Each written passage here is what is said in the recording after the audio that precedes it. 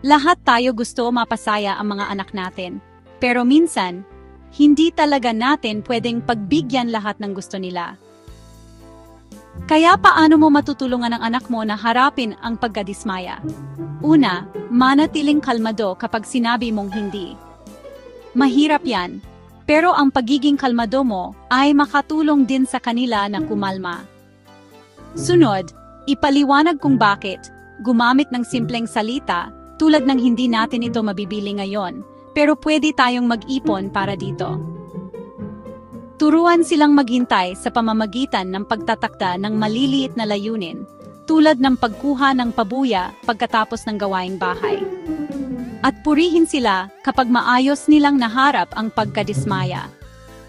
Ipaalala sa kanila na hindi lahat ng gusto natin ay nakukuha natin, pero pwede pa rin tayong maging maayos.